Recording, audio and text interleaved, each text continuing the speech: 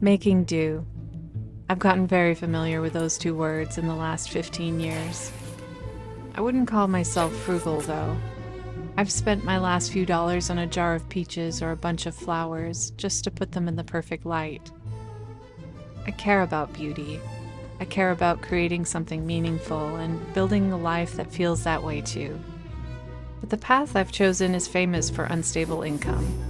And somewhere along the way, even after all that practice making do, I got stuck in a scarcity mindset, one that slowly started to drain the life out of my creativity. Until I started to notice that it wasn't just about working with what I had, but how I was seeing it. And when that shifted, something in me began to open up.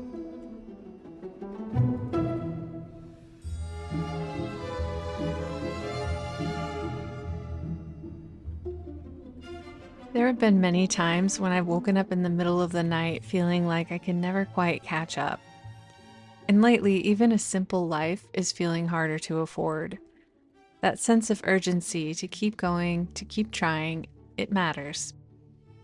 But I'm starting to realize what matters just as much is the way I'm seeing my life while I'm in it. I've learned that the way I show up to my life shapes the kind of life I experience.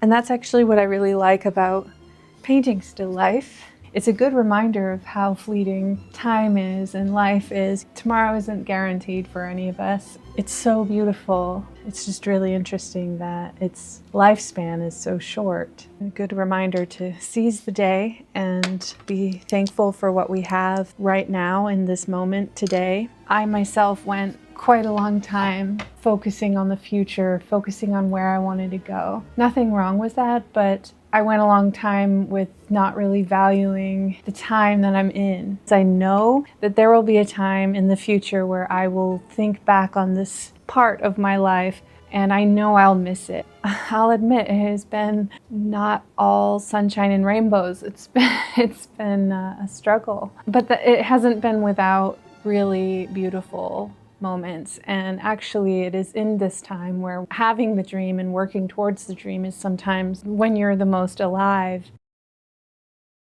Vincent's letters. I have nature and art and poetry, and if that is not enough, what is enough? He wrote that when he was just 20 years old, long before he ever became a painter. Van Gogh lived much of his life with very little. He struggled deeply and knew real hardship. And yet, even in the midst of all that, he had this remarkable ability to notice richness where there wasn't much material comfort. In his painting, The Potato Eaters, it's not a beautiful scene in the way we usually think of beauty.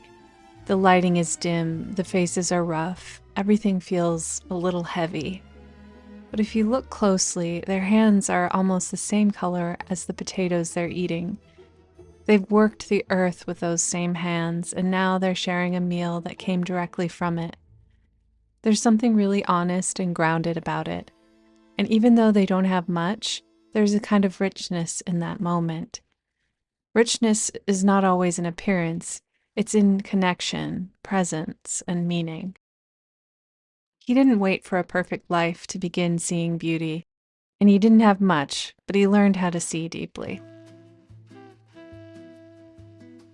There's a line I often come back to. The eye is the lamp of the body. If your eye is healthy, your whole body will be full of light. And I think that's what this comes down to. The way you perceive things shapes your whole experience of life. My classical art training taught me how to see like an artist, how to look at something that's three-dimensional and translate it faithfully onto canvas. I spent years developing my eye and technical skills, learning how to make my paintings feel lifelike. And that training was life-changing. It gave me a really, really strong foundation. But like with anything, when too much focus is put in one place, something else can start to fall away. And back then, coming out of that training, it was easy to fall in love with the process of representing things accurately. But I started to realize there was a bit of a trap in that. Because if I'm only looking at something to copy what I see, am I any different than a copy machine? Until one painting showed me just how much more there was to the story of the objects I paint. even in something as simple as an apple. I had once painted a simple still life of apples, and later, when it was hanging in a public space, someone pointed something out to me. He asked if I had painted it from life, and when I told him I had, it sparked his interest. Then he pointed to a small blemish on one of the apples and asked if that had really been there. I told him yes, I often choose fruit with little imperfections like that. And then he said something that I hadn't considered. He told me that blemish wasn't just a flaw, it was actually a sunburn. The tree had been growing it just to protect that spot from the sun. Suddenly, what I thought I had simply observed was part of a much deeper story happening right in front of me. I had painted what I saw, but I hadn't truly understood what I was looking at. I had always been curious about the world around me, but after that I started to look a little closer.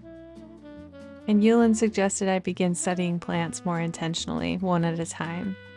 And we started with the Oregon grape, a plant that's always been right outside the front door. We didn't go far, just stepped outside, and I had walked by it many times but never really stopped to look at it. And what I noticed was the sweet smell of the little yellow flowers, and as I started to learn about it, I realized how much it could be used for, things I had never considered before. The roots and the bark used for medicine, even to make a yellow dye, something people have known and used for a long time. There is a kind of luxury in doing things yourself. Yulin and I love food, and we love dining out.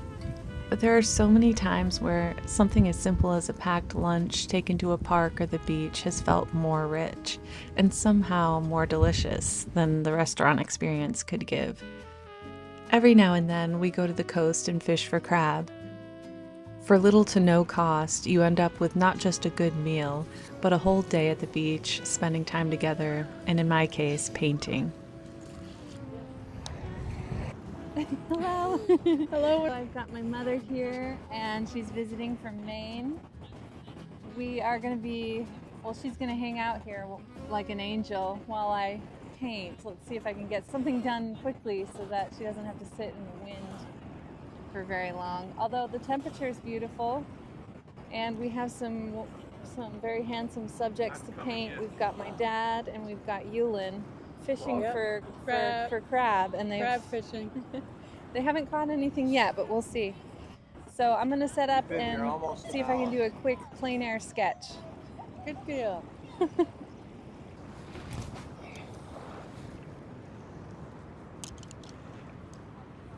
We'll let this one sit another minute or two. Okay. Oh, heck with it. Let's pull it in. Okay.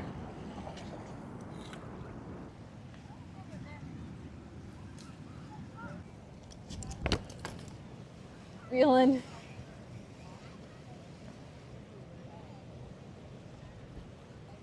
Yes, it sure is part of the game.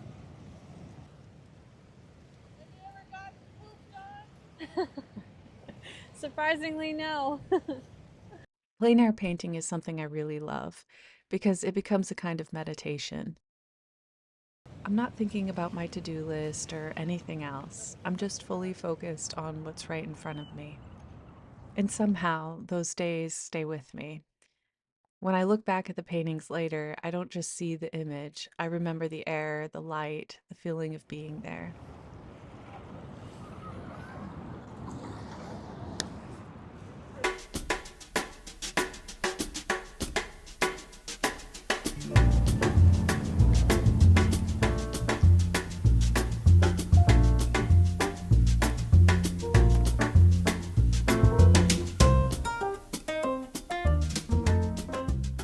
I found myself buying most things secondhand.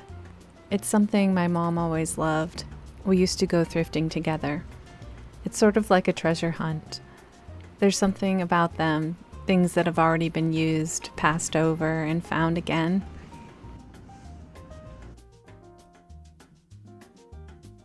I hope you're having a good time. Oh, we're having so And by the way, she lives in one of the nicest little towns around Isn't it a here. beautiful little You know? town? Yeah. Well, I hope you're having a have good a time, great honey, day. and have a safe trip home. Thank you. Thank you so much. Are you happy? Happy. Is Dad happy? No, he's ready to go. Because we're happy. I didn't just buy one little thing. How many things did you buy? I had a whole bag full. Oh. Well, should we go to the winery? Winery? Yeah. Just kidding, let's go. So that it could shine it up. Thank you, Mom. Jelly spoon. It's a jelly spoon. Yeah. It's something I do a lot, is scoop jam. Thank you, Mom. It's very unique. Yeah.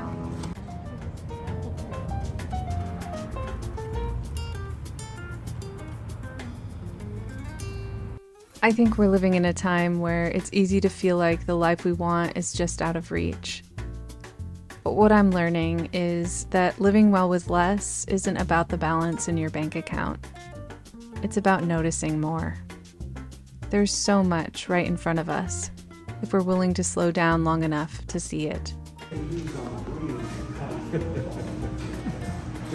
Lucky.